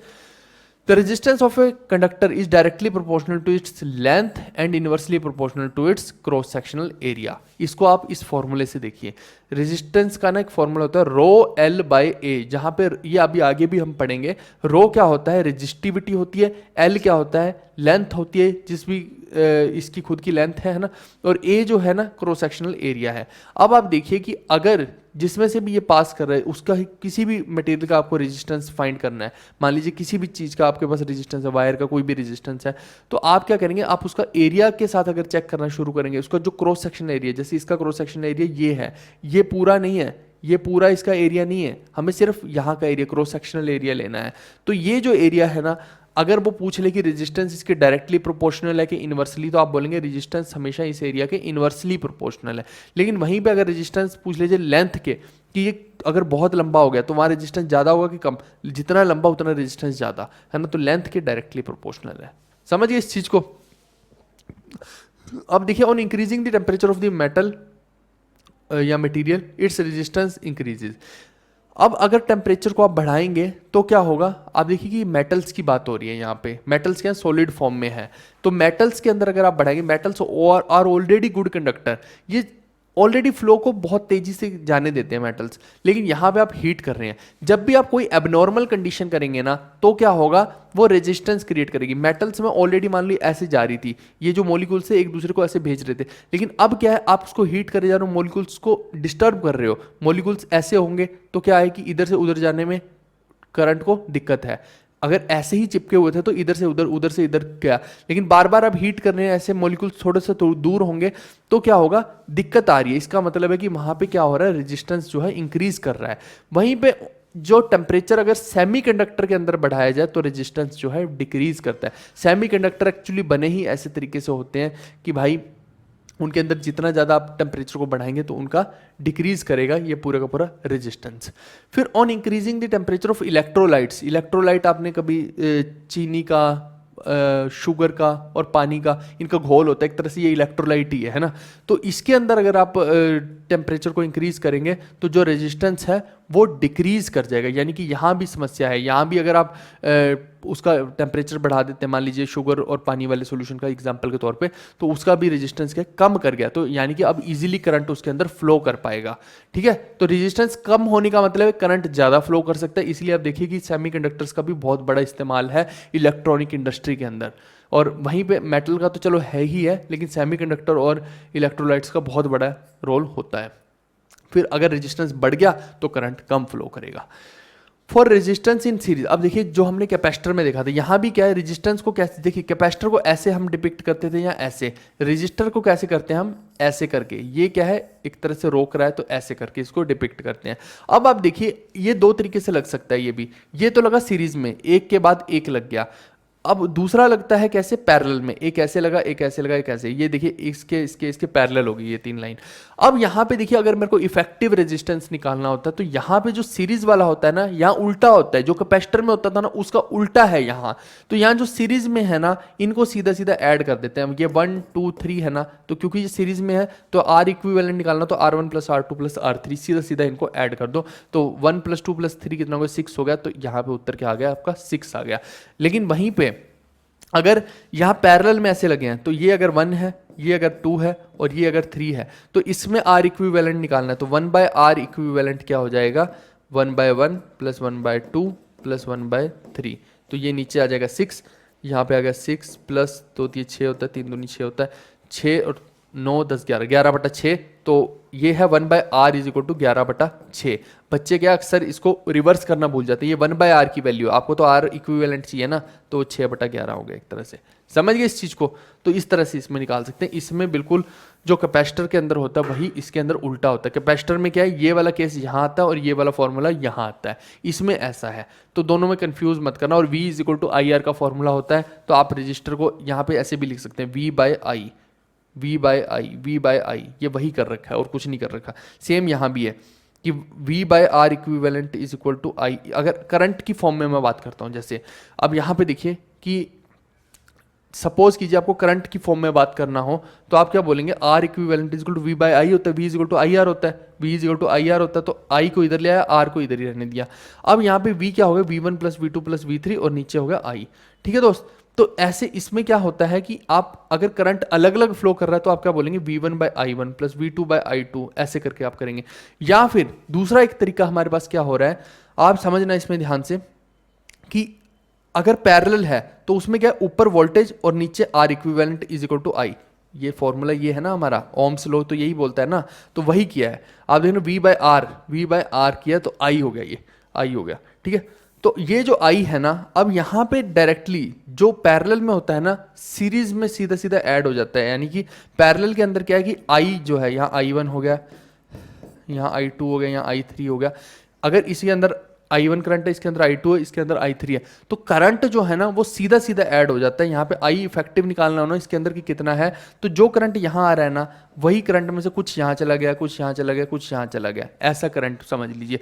तो यहाँ पे जितना भी करंट होता है ना सारा ऐड हो जाता है, उसको क्या बोल रहे हैं हम, I effective = I1 + I2 + I3, ऐसे करके, ठीक है दोस्त। लेकिन यहाँ पे ऐसा नहीं होता है, यहाँ पे जो करंट आया है वो करंट कम हो जाएगा इसकी वजह से, फिर कम होके कुछ करंट यहाँ पे बचेगा, वो इसकी वजह से कम होके फिर यहाँ बचेगा, यानी यहाँ पे कम ही होता जा रहा है करंट, और यहाँ पे जो है करंट फिक्स है। समझना इस चीज़ को, ये फ़र्क है दोनों के अंदर। आई होप कि आपको समझ आया होगा। और कभी भी पैरेलल में पूछ ले कि इस पॉइंट और इस पॉइंट के बीच में वोल्टेज, इस पॉइंट और इसके बीच में, इसके और इसके बीच में वोल्टेज कैसी रहेगी, तो आप बोलेंगे कि यहाँ और यहाँ सेम है, यहाँ और यहाँ सेम है, यहाँ और यहाँ सेम रहेगी। पोटेंशियल डिफरेंस हमेशा इन पैरेलल के अंदर सेम रहता है, ठीक है, इन जगहों पे। चलिए, इसीलिए आप देखिए कि यहाँ पे हम V1 V2 को डिपिक्ट कर रहे हैं, लेकिन यहाँ पे जो है V1 V2 V3 सब बराबर ही रहते हैं। अब नेक्स्ट देखते हैं, ऑन इंक्रीजिंग द टेम्परेचर, ये सब तो मैंने बता दिया है, ये भी बता दिया। चलिए आगे बढ़ते हैं। अब रेजिस्टिविटी की मैं बात करता हूं। आप देखिए कि जो स्पेसिफिक रेजिस्टेंस और रेजिस्टिविटी जो होती है, रेजिस्टिविटी को कैसे, ये जो फॉर्मूला भी मैंने बताया ना, R = ρL/A, तो ये जो रो है इसको क्या बोलते हैं, रेजिस्टिविटी बोलते हैं। ये मटेरियल की खुद की रेजिस्टिविटी है। ये मटेरियल जो है ना, अब देखिए इसका कोई लेना देना नहीं। मान लीजिए कि ये है, ये करंट को अगर नहीं फ्लो करने दे रहा है, ये रबड़ का बना है, तो ये रबड़ की खुद की रेजिस्टिविटी है। अब कोई रबड़ ऐसी भी हो सकती है कि जो थोड़ी सी ऐसी हो कि जिसके अंदर से थोड़ा सा पास कर जाए करंट, कोई ऐसी हो सकती है जो बिल्कुल ही पास ना करने दे, तो वो इसकी मटेरियल की खुद की प्रॉपर्टी जो होती है ना, वो होती है रेजिस्टिविटी, जिसको हम स्पेसिफिक रेजिस्टेंस भी बोल देते हैं। तो ये किस पे डिपेंड करती है, ये डिपेंड करती है मटेरियल के ऊपर करती है कि वो कैसा है, या फिर उसके टेम्परेचर पे करेगी, ठीक है। ये दो चीज़ों पे करती है। रेजिस्टिविटी इंक्रीज करती है टेम्परेचर के साथ, और resistivity of a conductor change with impurity. समझना, रेजिस्टिविटी जो कंडक्टर की है वो टेम्परेचर के साथ इंक्रीज करेगी, बढ़ेगी। अगर आप टेम्परेचर बढ़ाएंगे तो उसकी रेजिस्टिविटी बढ़ेगी, यानी कि वो करंट को फ्लो अपने अंदर से नहीं करने देगा। वहीं पे अगर कंडक्टर की रेजिस्टिविटी की हम बात करें इम्प्योरिटी के हिसाब से, जितनी ज़्यादा इम्प्योरिटी डालेंगे तो रेजिस्टिविटी ऑफ एन अलॉय जैसे वो उसकी इम्प्योरिटी से भी चेंज करेगी। अब डिपेंड करता है आप इम्प्योरिटी कौन सी डाल रहे हैं। एग्जांपल के तौर पर मैं बताता हूँ, जैसे resistivity of N alloy is greater than the resistivity of A constituent. अब मान लो कि एक अलॉय आपने बनाया है जिंक और कॉपर का, तो वो जिंक और कॉपर दोनों से जो वो अलॉय बन रहा है ना, इस अलॉय की जो रेजिस्टिविटी है वो ज़्यादा होगी एज कम्पेयर टू जिंक और कॉपर। जिंक और कॉपर ज़्यादा कंडक्ट कर जाएंगे एज कम्पेयर टू इन दोनों का जो मिलके एलॉय बना कॉपर और जिंक का। ठीक है, तो यानी कि यहाँ आप देखिए कि इम्प्योरिटी बढ़ने से एक तरह से क्या हो गया, रेजिस्टिविटी बढ़ गई है, क्योंकि इसने क्या किया है, खुद को रोक रही है कि भैया इसमें से करंट फ्लो नहीं कर सकते। जबकि कॉपर और जिंक में से वैसे आप फ्लो करेंगे तो इजीली कर जाएगा, लेकिन अगर उनके एलॉय से करेंगे तो मुश्किल होगा, रेजिस्टिविटी बढ़ गई। If a wire is stretched और double on itself, its resistance will change but its specific resistance will remain unaffected। वही मैं बता रहा हूँ आपको कि आप देखिए फॉर्मूला जो है ना हमारा ये है, अगर तो मैं इसकी लेंथ को बढ़ाता हूँ तो रेजिस्टेंस तो बदलेगा लेकिन रेजिस्टिविटी नहीं बदलेगी। रेजिस्टिविटी इन 3-4 चीज़ों से बदल सकती है, या तो वो टेम्परेचर से बदलेगी, या फिर इम्प्योरिटी से बदलेगी, है ना, या फिर मटीरियल के अंदर जो वो किस चीज़ का मटेरियल बना उससे बदलेगी। लेकिन यहाँ पे देखिए रेजिस्टेंस आपका लेंथ से भी बदल सकता है। अगर ये मटेरियल को आपने यूँ लंबा कर दिया तो इसके रेजिस्टेंस बढ़ जाएगा। अगर इसको छोटा कर दिया और इसके एरिया को यूँ बढ़ा दिया, इसके एरिया को बढ़ा दिया मान लीजिए, तो एरिया को अगर बढ़ाएंगे तो क्या हो जाएगा, रेजिस्टेंस कम हो जाएगा। आप समझिए ना, एरिया क्या है, पाई आर स्क्वायर है नीचे, तो अगर आपने इसके रेडियस को कम किया, समझना ये जो पहले आर रेडियस था, अगर तो आपने इसके रेडियस को बढ़ा दिया 2r कर दिया, तो यहाँ पे आप क्या कर रहे हैं, नीचे वाला डिनोमिनेटर को बढ़ा रहे हैं, तो रेजिस्टेंस कम हो गया। लेकिन अगर आपने इसके रेडियस को कम कर दिया, मान लीजिए कि पहले r था, अब आपने r/2 कर दिया रेडियस, तो यहाँ पे अब क्या है, आपने एक तरह से यहाँ r की जगह पे r/2 का स्क्वायर करेंगे तो ये 4 आएगा, तो 4 ऊपर चला जाएगा। इसका मतलब कि अब रेजिस्टेंस क्या हो गया, बढ़ गया यहाँ पे। तो ये फर्क है दोनों के अंदर, वही चीज़ मैंने आपको यहाँ पे एक्सप्लेन की है, इस पूरे को ढंग से एक्सप्लेन कर दिया। नहीं भी समझ में आ रहा ना, बस ये फॉर्मूला याद रखिए, ये रो जो होती है ये कॉन्स्टेंट होती है, स्पेसिफिक रेजिस्टेंस या फिर इसको रेजिस्टिविटी बोलते हैं। ये आर रेजिस्टेंस है जो लेंथ और एरिया के साथ वेरी कर सकता है, बस ऐसे याद रख लो। और क्या करोगे। अब आगे देखिए गैल्वेनोमीटर और एमीटर के अंदर डिफरेंस देखते हैं। गैल्वेनोमीटर जो होता है ना, छोटे करंट्स जो होते हैं उनको मेजर कर सकता है, बहुत ही छोटे करंट्स को। और गैल्वेनोमीटर यूजुअली इसलिए लगाया जाता है सर्किट के अंदर कि आपको ये पता लगे कि इस सर्किट में करंट है या नहीं है, बस ये डिपिक्ट करने के लिए। ये होगा गैल्वेनोमीटर। जबकि एमीटर जो होता है ना, वो बड़े से बड़े करंट को भी आपका मेजर करके बता देगा एम्पियर के अंदर। तो यहाँ पे जो है ये मेजर भी कर रहा है अच्छे से, और ये बता भी रहा है कि उस सर्किट में करंट है। लेकिन ये जो है ये केवल छोटे करंट को मेजर करेगा, और अगर बड़ा करंट होगा तो ये केवल बताएगा कि डिफ्लेक्ट हो जाएगा यूं कि भैया इसके अंदर करंट है। ठीक है दोस्त, और इसकी it can measure current up to 10⁻⁻6 ampere. तो आप खुद समझदार है कि कितना छोटा करंट ये मेजर कर सकता है। ये केवल यही बताएगा कि इस सर्किट में करंट है, बस यही समझ लो। और इसको हम वोल्ट मीटर भी बना सकते हैं। अगर हम इसी गैल्वेनोमीटर को वोल्ट मीटर बनाना चाहे तो कैसे बना सकते हैं, वोल्ट मीटर बना सकते हैं bye connecting a very high resistance in its series. इसी की सीरीज में एक बहुत हाई रेजिस्टेंस लगा दीजिए, तो ये क्या हो जाएगा, रेजिस्टेंस बहुत हाई हो जाता है ना जब, तो वो करंट को इसमें से पास ही नहीं करने देगा। पास ही नहीं करने देगा तो ये बताएगा गैल्वेनोमीटर आपको एक तरह से रीडिंग कि भैया ये जो है ना, यहाँ के पोटेंशियल डिफरेंस की रीडिंग बतानी शुरू कर देगा। यानी कि जब पास ही नहीं करेगा तो यहाँ पे एक तरह से 0 कर दिया और यहाँ पे पोटेंशियल 5 हो गया मान लो, तो वो आपको वो रीडिंग शो करनी शुरू कर देगा कि भैया ये पोटेंशियोमीटर बन गया एक तरह से। समझ गए इस चीज़ को। इसके अलावा वोल्ट मीटर बन गया, सॉरी पोटेंशियोमीटर कह रहा हूँ, वोल्ट मीटर बन गया। ठीक है। Shunt is a low register connected in parallel. Shunt क्या होता है ये भी कई बार पूछे जा सकता है, वैसे बहुत मुश्किल है कि ऐसी चीजें पूछे, बट फिर भी मैंने एक्स्ट्रा डाल दिया कि शंट जो होता है ना, ये एक लो रजिस्टर होता है कनेक्टेड इन पैरेलल। पैरेलल में लगता है विद ए सर्किट और device that reduces the amount of electric current flowing through it. Shunt जो है, अब कोई भी सर्किट है ऐसे, मान लीजिए कि यूं लगा हुआ है सर्किट है ये, ठीक है, ये बैटरी है, तो ये क्या होगा, शंट जो है ना इसके यूं पैरेलल में लग जाएगा। वो यहाँ सीरीज में नहीं लगेगा इस लाइन में, वो क्या करेगा, वो पैरेलल में लगेगा, और वो ऐसे भी नहीं लगेगा। मैं आपको ये भी बता दूं, जैसे ये है ना ऐसे, तो वो क्या करेगा, इसी के साथ पैरेलल में यूं लग जाएगा। ठीक है, ऐसे करके पैरेलल में लग जाएगा, एक तरह से ये समझ लीजिए आप। तो ये क्या है, ये एक तरह से आपको बेसिकली क्या कर रहा है कि जो हाई इलेक्ट्रिक करंट फ्लोइंग हो रहा है ना उसको कम कर देगा, एक तरह से शंट का ये काम है। और एम मीटर का तो मैंने बता ही दिया कि ये सर्किट करंट को बताएगा, और आइडियल एम मीटर का जो रेजिस्टेंस है वो 0 होना चाहिए, क्योंकि तभी तो एम मीटर एग्जैक्ट बताएगा ना कि उसके अंदर से करंट कितना फ्लो कर रहा है। अगर उसका रेजिस्टेंस रहा तो वो खुद के ही रेजिस्टेंस से रोकता रहेगा करंट को, तो फिर वो करेक्ट कैसे बताएगा। तो ये चीज़ भी है इसके अंदर। फिर ऐसे ही वोल्ट मीटर होता है, तो ये वही है पोटेंशियल डिफरेंस के बारे में बताता है कि पोटेंशियल डिफरेंस कितना है दो जगहों के बीच में, बिटवीन 2 पॉइंट्स। और साथ में क्या है, it is connected in parallel in the circuit. अब आप सोचेंगे कि पैरेलल में क्यों लगाया जाता है। आप समझो कि ये जो एक सर्किट है, ठीक है, ये एक सर्किट है जिसमें से करंट फ्लो कर रहा है, ठीक है, इसमें से करंट एक आई फ्लो कर रहा है। अगर आप इसको इसकी सीरीज में लगा दोगे ना, यहाँ पे वोल्ट मीटर को लगा दोगे, इसका वोल्ट मीटर का रेजिस्टेंस इतना हाई होता है कि भाई ये फिर यहाँ इसके बाद तो ये करंट यहीं रुक जाएगा, ये फ्लो ही नहीं करने देगा, और ये यहाँ पे रीडिंग दिखाना शुरू कर देगा, फिर ये करंट नहीं फ्लो कर पाएगा। इसीलिए आपको इसको कभी भी सीरीज में नहीं लगाना है, आपको इसको लगाना है तो यूं करके एक जो है यहाँ पे पैरेलल में लगाइए। तो इससे क्या होगा कि एक करंट जो आ रहा है ना वो यहाँ आएगा और यहाँ पे ये रोक रहा है, लेकिन यहाँ से तो चला जाएगा ना, इस सर्किट में कोई दिक्कत नहीं आएगी। यहाँ बल्ब जल रहा है तो जलता ही रहेगा। तो यहाँ पे क्या है, ये इसका ये हाई रेजिस्टेंस है, तो ये बता देगा कि इस पॉइंट और इस पॉइंट के बीच में पोटेंशियल डिफरेंस कितना है। ये हो गया आपको वोल्ट मीटर। फिर इंपॉर्टेंट पॉइंट्स के अंदर क्या है कि एक lightning conductor is fixed to tall building, बड़ी बड़ी बिल्डिंग होती है वहां पे एक लाइटनिंग का कंडक्टर लगाया जाता है, विच protect them from destructive effect of lightning. क्यों? क्योंकि ऊपर से जो भी लाइटनिंग आएगी तो वो नीचे जमीन में चली जाएगी, एक तरह से ये समझ लीजिए। The filament of electric bulb, जो इलेक्ट्रिक बल्ब का फिलामेंट बना होता है वो किसका बना होता है? टंगस्टन का, because it has a high melting, tungsten के अंदर क्या है, हाई मेल्टिंग पॉइंट है, और इसको हीट किया जा सकता है हाई टेम्परेचर पे टू एमिट लाइट। तो इसलिए जो इसका फिलामेंट है इलेक्ट्रिक बल्ब का वो किसका बना होता है? टंगस्टन का बना होता है। The electric bulb makes a bang, ये आप देखिए कि बल्ब के अंदर क्या होता है, वैक्यूम होता है एक्चुअली में।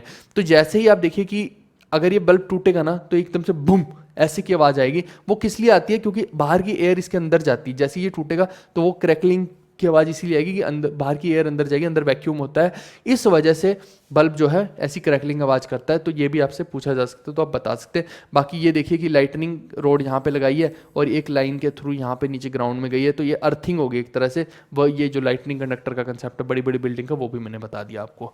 नेक्स्ट आप देखिए, हम इलेक्ट्रिक पावर की बात करते हैं कि इलेक्ट्रिक पावर होती क्या है। It is the electric work done, जिसको हम W से डिपिक्ट करते हैं, by the electrical instrument per unit time. यानी एक तरह से हम बोलते थे ना जैसे कि एनर्जी पर यूनिट टाइम क्या होती है, E is equal to PT हम करते थे, याद कीजिए। एक मैंने फॉर्मूला आपको पहले भी बताया था, E is equal to PT होता है कि पावर क्या होती है, एनर्जी पर यूनिट टाइम, या फिर हम वर्क पर यूनिट टाइम को भी पावर बोल देते हैं। तो यहाँ पे इलेक्ट्रिकल वर्क जो हो रहा है ना पर यूनिट टाइम में, उसी को क्या बोलते हैं? पावर बोलते हैं। ये देखिए P is equal to W/T हो गया। इसकी यूनिट क्या होती है? वॉट होती हैं।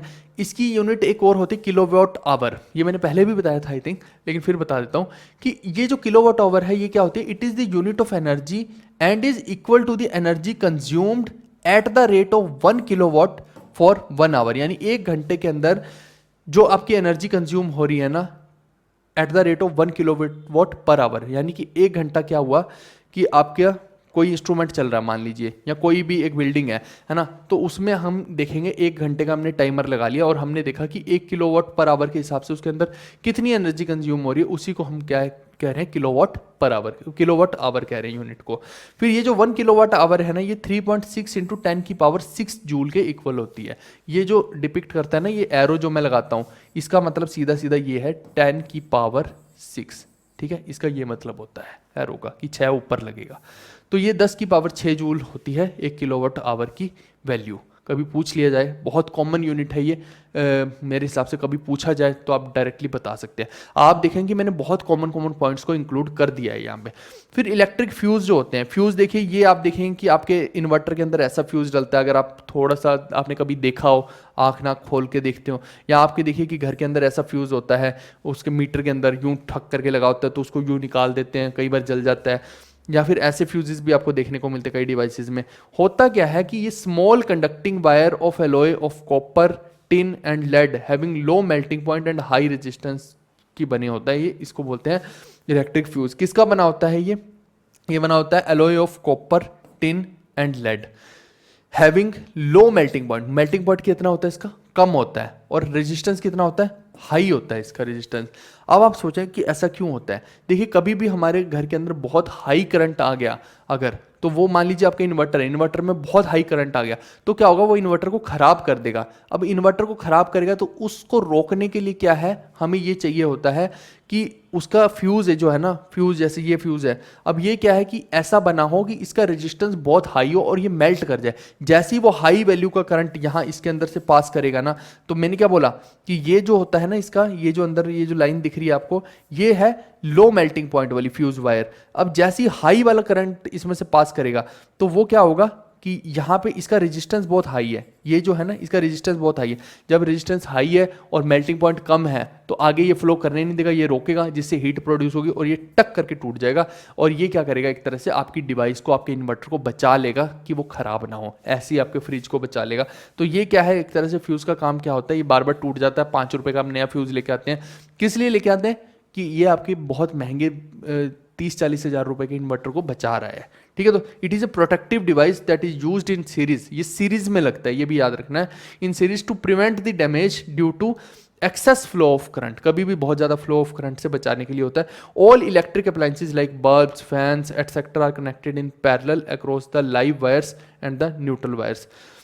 ठीक है, जितनी भी इलेक्ट्रिक वायर्स इलेक्ट्रिक अप्लायंसेज होती हैं, जैसे कि बल्ब हो गया, फैंस हो गया, इनके अंदर ये कनेक्ट किया जाता है पैरेलल में across the live wire and the neutral wire. ठीक है भाई, न्यूट्रल वायर और लाइव वायर के पास में कनेक्ट किया जाता है। मैंने बताया था कि घर के अंदर एक लाइव वायर होती है, एक न्यूट्रल वायर होती है, वो अर्थिंग वाली वायर होती है, वो सब चोंचले हैं, इतना कोई डीप में पूछने नहीं वाला है। ऐसी करंट जो होते हैं, करंट भी 2 तरह के होते हैं, एक डीसी हो गया डायरेक्ट करंट जिसको हम यूं ही डिपिक्ट करते हैं, एक हो गया एसी करंट जिसको हम अल्टरनेट करंट बोलते हैं। ठीक है, तो ये 2 तरह के करंट भी होते हैं। तो यूजुअली जो आपका घर के अंदर क्या होता है, इन्वर्टर का भी काम यही है, इन्वर्ट करना एक तरह से, कि कोई भी जो करंट रहता है ना, पहले तो ये इन्वर्टर के अंदर क्या होता है कि बैटरी के अंदर स्टोर होता है, वो बैटरी के अंदर स्टोर जो हो रहा है वो क्या है, डायरेक्ट करंट स्टोर हो रहा है। फिर जब आपके घर को वापस से सप्लाई मिलती है तो वो क्या है, उसको एम्पलीफाई एक तरह से इन्वर्ट कर रहा है, यानी कि जो सीधा सीधा करंट है उसको एसी में कन्वर्ट करके वापस से आपके घर के अप्लायंसेस को भेज रहा है, ऐसा रहता है। अब इलेक्ट्रिक सेल की बात करते हैं। Electric cell is a device which converts chemical energy into electrical energy. Cell ऐसा आपने देखा होगा, इसके अंदर क्या होता है, आप देखिए एक नेगेटिव साइड है, एक पॉजिटिव साइड है। सेल तो आपने देखे होंगे ना भाई मेरे, तो इसमें क्या है कि ये गैसकेट लगी हुई है जिंक की पूरी, साथ में यहाँ पे इलेक्ट्रोलाइट का पेस्ट होता है, यहाँ ये कार्बन की रोड होती है। पहले सेल ऐसे होते थे, मैंने तो तोड़ तोड़ के भी देखे हैं बचपन में, ऐसे उसमें से यूं निकालते थे हम, तो ये पूरी रोड सी निकल जाती थी, ऐसे हम देखे हैं बचपन में, आपने पता नहीं देखे होंगे नहीं। अब धीरे धीरे टेक्नोलॉजी चेंज हो रही है ना, तो अब कहाँ देखेंगे ये सब चीज़ें, है ना। तो यहाँ पे क्या कि कैथोड का मिक्स होता है, तो इस सारे का सारा गेम वही है कि इसके अंदर ये जो कंडक्टिंग इलेक्ट्रोलाइट डाल रखा है ना, जिसकी वजह से ये सारे का सारा चलता है, ये पूरी की पूरी रोड है, यहाँ टर्मिनल क्रिएट हो जाता है, एक तरफ पॉजिटिव एक तरफ नेगेटिव। तो ये इसका काम क्या है, ये 2 तरह के होते हैं, एक प्राइमरी होता है, एक सेकेंडरी होता है। ज़्यादा डीप में जाने की कोई आवश्यकता नहीं है। और इसका काम सीधा सीधा क्या है, ये क्या करता है, केमिकल एनर्जी जो यहाँ की है उसको किस में कन्वर्ट कर रहा है, इलेक्ट्रिकल एनर्जी में। आप वीडियो गेम खेलते थे या कुछ भी, आप रिमोट है आपका, तो वहाँ उसमें सेल डल रहा है, तो वो इलेक्ट्रिकल एनर्जी में तो कन्वर्ट कर रहा है ना इसको, तो वही चीज़ है यहाँ भी। फिर प्राइमरी सेल जो होते हैं, electrical energy is obtained from the irreversible chemical reaction, यानी कि प्राइमरी सेल के अंदर क्या होता है, एक बार आपने कंज्यूम कर लिया तो दोबारा उसको इस्तेमाल नहीं कर सकते, फेंकना ही पड़ेगा। ये कैसे सेल होते हैं, वोल्टाइक सेल हो गया, लिकलेंचे सेल हो गए, डेनियल सेल हो गए, ड्राई सेल हो गया, ये सब क्या हो गए, प्राइमरी सेल। जबकि सेकेंडरी सेल के अंदर क्या होता है, अब देखिए ये सेकेंडरी बैटरी है, इसके अंदर एक एनोड होती है, एक कैथोड होती है। यहाँ पे देखिए कि डिस्चार्ज होता है अलग अलग चीज़ों का, अलग अलग चार्जेस का, यहाँ से चार्ज यूँ जाएगा और यहाँ पे आएगा एनोड के ऊपर। तो यहाँ पे समस्या ये है कि, समस्या तो नहीं, ये अच्छी चीज़ है एक तरह से, ये इलेक्ट्रोलाइट का सॉल्यूशन है जिसके थ्रू ये सब होता है। तो ये एक तरह से इलेक्ट्रोलिसिस कह सकते हैं इसको, हो रही है। तो यहाँ पे क्या है कि ये बार बार आप इसको रिचार्ज कर सकते हैं, ये ऐसा नहीं कि एक बार ही आपने यूज़ कर लिया और फेंक दिया। आजकल रिचार्जेबल बैटरीज भी आती हैं, इवन मेरे पास भी हैं, अब मेरे को जाना पड़ेगा उस तरफ लेके आने के लिए। तो वो जो है, मैं भी अभी जैसे माइक का इस्तेमाल कर रहा हूँ, कुछ भी कर रहा हूँ, तो वो चार्ज करता हूँ मैं उनको, उन्हीं सेल्स को, और फिर रीयूज़ करता हूँ। तो ये क्या है, रिचार्ज किए जा सकते हैं, ये वो है जैसे आपकी फ़ोन की बैटरी होगी, आप ऐसे समझ लीजिए, है ना, उसको रिचार्ज कर सकते हैं। ऐसा तो नहीं ना कि फ़ोन की बैटरी आज खत्म हो गया और फेंक दिया। तो ये क्या हो गया, ये सेकेंडरी सेल्स हो गए एक तरह से। ये है प्राइमरी सेल का थोड़ा सा एग्जांपल जो है, मैंने बोला डेलियन cell, Leclanche, dry cell, simple cell. आप देखना चाहे तो ये देख सकते हैं, एग्जाम के पॉइंट ऑफ व्यू से उतना इंपॉर्टेंट नहीं है। अब एक लास्ट कंसेप्ट और कर लेते हैं ट्रांसफॉर्मर का। आप देखिए कि ये जैसे सॉफ्ट आयरन का एक है पूरा का पूरा गुड्डा सा बना रखा है। अब यहाँ पे क्या कि कॉयल पूरा का पूरा बहुत ज़्यादा नंबर ऑफ टर्न्स है, इसके अंदर मान लीजिए कि एक करंट फ्लो करवाया आपने, तो आपको क्या लगता है कि अगर मैं इधर भी एक वायर को ऐसे बाइंड करूं, यहाँ देखिए ज़्यादा कॉइल्स बना रखी हैं या कम बना रखी हैं, और यहाँ पे एक बल्ब लगा दूं, तो क्या वो जलेगा कि नहीं जलेगा? जी हाँ, वो जलेगा। तो यहाँ पे यही चीज़ है कि इसको ये जलेगा तब जब इसको क्या करते हैं हम यूं घुमाना शुरू कर देते हैं कई बार, तो वो होता है इलेक्ट्रोमैग्नेटिक इंडक्शन के थ्रू, कि यहाँ अगर मैग्नेट लगाया हो। लेकिन यहाँ पे क्या हो रहा है, यहाँ इलेक्ट्रिकल इंडक्शन हो रही है एक तरह से, कि यहाँ इस पूरे के पूरे कॉइल के अंदर जो करंट है ना, इसका जो पूरा का पूरा फील्ड है, अगर आप इसमें से करंट फ्लो करवा रहे हैं तो वो इसको इम्पैक्ट कर रहा है, जिसकी वजह से यहाँ भी फ्लो बन रहा है, और यहाँ पे सिर्फ करंट यहाँ नहीं फ्लो करेगा, इसके पास के एरिया में भी करना शुरू कर देगा, और यहाँ भी फ्लो करेगा, तो ये बल्ब को जला देगा। और यहाँ पे देखिए कि टर्न्स अलग अलग रहती हैं, ये टर्न्स का कंसेप्ट होता है, या कम है या ज़्यादा है। ये जो ट्रांसफॉर्मर है एक तरह से ये क्या करता है कि कन्वर्ट करता है लो वोल्टेज अल्टरनेट करंट को हाई वोल्टेज अल्टरनेट करंट में, या फिर ये क्या करेगा, हाई वोल्टेज एसी को लो वोल्टेज एसी में कन्वर्ट कर सकता है। ये एक को स्टेप डाउन बोलते हैं, एक को स्टेप अप बोलते हैं, ये कुछ भी कर सकता है। लो को हाई में कन्वर्ट करेगा, हाई को लो में करेगा, लेकिन करेगा अल्टरनेट करंट को ही। ठीक है, ये किसके ऊपर डिपेंड करता है? ये इलेक्ट्रोमैग्नेटिक इंडक्शन के ऊपर ही डिपेंड कर रहा है। वही मैं आपको यहाँ पे भी समझाने की कोशिश कर रहा हूँ कि ये सॉफ्ट आयरन है, जब इसमें से इलेक्ट्रिसिटी पास करेंगे तो ये एक तरह से मैग्नेट का रूप ले लेगा, और वो यहाँ भी उसका इंपैक्ट देखने को मिलेगा। फिर माइक्रोफोन जो होता है, जैसे मैं ये माइक्रोफोन है, कुछ भी है, ये कन्वर्ट क्या कर रहा है, साउंड एनर्जी को किसमें कर रहा है, इलेक्ट्रिकल एनर्जी में, and works on the principle of electromagnetic induction. ये भी जो है इलेक्ट्रोमैग्नेटिक इंडक्शन पे ही काम कर रहा है। फिर जो डीसी मोटर होती है, it is a device which converts electrical energy into mechanical energy. कोई भी डीसी मोटर आप देखिए, डायरेक्ट जितना भी आप बैटरीज वगैरह या कोई भी लगाते हैं, तो वो भी क्या है, डीसी करंट है। तो वही मैं बोल रहा हूँ, जो डीसी मोटर डायरेक्ट करंट वाली मोटर है, उसका भी क्या काम है, वो इलेक्ट्रिकल एनर्जी को, उसके अंदर देखिए मोटर के अंदर इलेक्ट्रिकल एनर्जी है, तो वो इलेक्ट्रिकल एनर्जी को जब वो घुमाएगा तो किस में होगा, कन्वर्ट। वो मोटर यूं यूं घूमेगी तो वो मैकेनिकल एनर्जी में कन्वर्ट हो गया। ठीक है, अब यहाँ पे ट्रांसफॉर्मर दो तरह के हैं। स्टेप अप हो सकता है ट्रांसफॉर्मर, जो क्या करता है कि नीचे वाली वोल्टेज को ऊपर वाली में कन्वर्ट करेगा। तो इसको अगर एग्जैक्ट भाषा में बोलना हो तो low voltage of high current, low voltage है हाई करंट की, उसको किस में कन्वर्ट कर देगा, ये high voltage of low current में कन्वर्ट करता है। ऐसी जो स्टेप डाउन वाला होता है वो क्या करता है, ये कन्वर्ट करता है high voltage of low current को ये low voltage of high current में कन्वर्ट करता है। इसको सीधा सीधा ऐसे याद कर लीजिए, स्टेप डाउन का मतलब होता है कि हाई वोल्टेज को नीचे लेके आना, और स्टेप अप का मतलब होता है लो वोल्टेज को ऊपर लेके जाना। बस ऐसे समझ लेना। फिर जो एसी डायनमो है, जिसको कि अल्टरनेट करंट डायनमो होती है, जिसको हम जनरेटर भी बोल देते हैं, आपके घर में भी कई बार आपने देखा होगा जनरेटर होते हैं।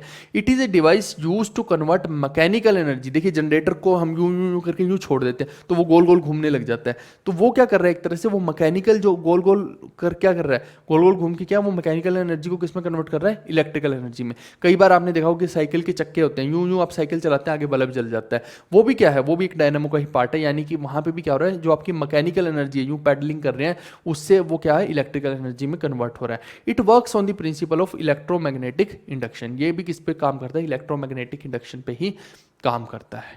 ठीक है दोस्त, ये कुछ ऐसे भी समझ सकते हैं कि जैसे वो यहाँ पे एक मैग्नेट लगा दिया, यहाँ एक मैग्नेट लगा दिया, यहाँ फिर ये कॉइल है, इसको आप घुमा रहे हैं इन मैग्नेट्स के बीच में, तो जब इसको मोटर से यूं घुमाने लग जाएंगे तो क्या हो जाएगा, ये मैग्नेट का फील्ड है, ये मैग्नेट का फील्ड है, तो ये यहाँ पे क्या है, इलेक्ट्रोमैग्नेटिक इंडक्शन कर देगा। फिर यहाँ पे क्या है कि ये तो कॉइल है, तो कॉइल के अंदर करंट आएगा, जिसको कि हम निकाल के स्टोर कर लेंगे या आगे इस्तेमाल कर लेंगे।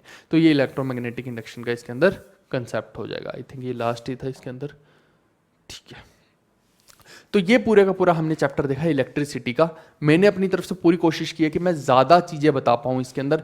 अब चीज़ें इलेक्ट्रिसिटी में इतनी है कि कोई मतलब नहीं है उनको करने का, ये कोई वैसा एग्ज़ाम ही नहीं है कि हम इसको कोई IIT की तैयारी करने बैठे हुए हैं ना, तो कोई सेंस नहीं बैठता है कि हम उन चीज़ों में घुसें। हालांकि मैंने एक्स्ट्रा ही बताई हैं, आप देखेंगे एग्जाम के पॉइंट ऑफ व्यू से कुछ ऐसी चीज़ें भी मैंने बताई हैं जो इतनी रेलिवेंट आपको देखने में लगेंगी भी नहीं, स्टिल मैंने बता दी हैं वो। तो इसीलिए बताई हैं कि हम हमेशा, मैं चाहता हूँ मेरे जो स्टूडेंट हैं ना, वो कहीं भी खड़े हों तो पता लगे कि भाई ये कुछ पढ़ के आए हैं। ऐसा थोड़ी है कि मेरा नाम खराब कर रहे हो तुम, कि 4 लोगों के बीच में खड़े हो, तुम्हें पता ही नहीं कि ये चीज़ होती क्या है। कम से कम इतना ज्ञान तो मैंने दे दिया जितना कोई देता नहीं है, कोई कोशिश भी नहीं करता कि ये सब चीज़ें बताए अननेसेसरी की। लोग बस रटवा के 4 चीज़ें और चले जाते हैं। मैं अपनी पूरी कोशिश कर रहा हूँ कि अच्छे से क्वालिटी कंटेंट आपको डिलीवर कर पाऊँ। चलिए ठीक है, हम मिलते हैं नेक्स्ट लेक्चर में। Bye bye, take care, see you, love you all.